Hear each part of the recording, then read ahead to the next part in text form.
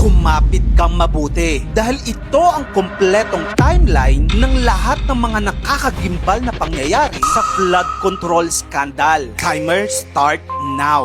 July 28, 2025, SONA Revelation. Sa SONA ng Pangulo, in-expose ni BBM ang malawakang anomalya sa DPWH flood control projects. Dito unang nabunyag ang iskandalo. Kinabukasan July 29, inutusan ng Malacanang ang DPWH na isubmit lahat, procurement files, contractor list at audit documents. August 11, lumabas ang initial audit. 20% daw ng pondo napunta lang sa 15 contractors. Dito din inulunsad ang sumbong sa Pangulo. August 13, ang DPWH nagsimula ng technical audit sa 9,855 flood control projects nationwide. By August 20, Bulacan inspection. Personal na sinuri ni Marcos ang ilang unfinished flood control projects sa Bulacan. August 21, nag-post sa Facebook si Pasig Mayor Vico Soto. Dito, kinastigo niya ang veteran journalist na nag-interview ng mga kontraktor. Ipinakita niya ang screenshots ni Corina Sanchez at Julius Babaw habang ini-interview ang mag-asawang Sara at Curly Discaya. Nag-viral ang post at nagpasimula ng national debate. August 23, full nationwide COA audit. August 24, Kapuso Mo Jessica Soho expose. Sa unang episode ng KMJS special na may title na Katakot-takot na kurakot, inihayag ni Jessica Soho ang serye ng corruption cases. Kasama na din ang panayam kay Baguio Mayor Benji Magalong na nagbunyag ng malalim na katiwalian sa loob ng gobyerno. Nag-viral agad ang episode, tens of millions of views. August 29, yung BIR nagbukas ng tax fraud audit laban sa contractors na nasa anomaly list. Kinabukasan, August 30, nag-set ng hearings ang Kongreso para sa DPWH top 15 contractors. September 2, nag-resign si Manuel Bonoan bilang DPWH Secretary. Ang pumalit sa kanya, si former Transportation Secretary Vince Dizon. On the same day, September 2, humarap ang DPWH at mga contractors sa congressional hearings. September 6, inanunsyo ni Marcos ang pagbuo ng Independent Investigative Commission. By September 11, opisyal na nilagdaan ng EO94 na lumikha ng Independent Commission for Infrastructure. After a week, nag-resign na si Romualdez bilang Speaker of the House. September 21, nationwide rally. Nagdaos ng malaking rally ang iba't ibang grupo at opposition alliances. Dinaluhan din ito ng maraming celebrities tulad ni na Vice Ganda,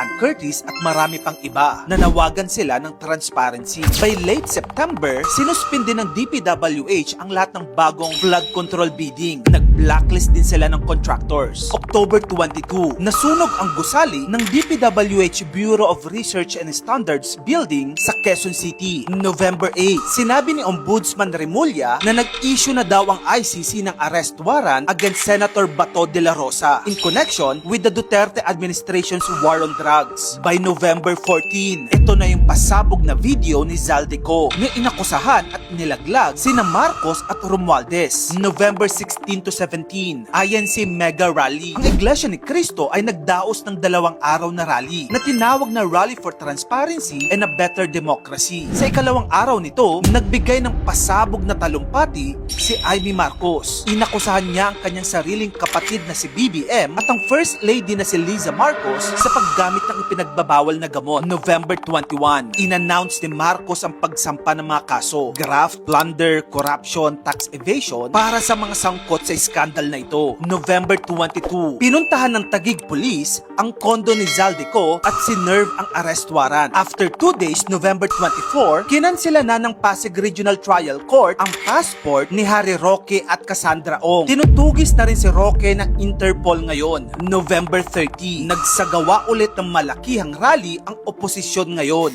To the Ombudsman, file the cases now!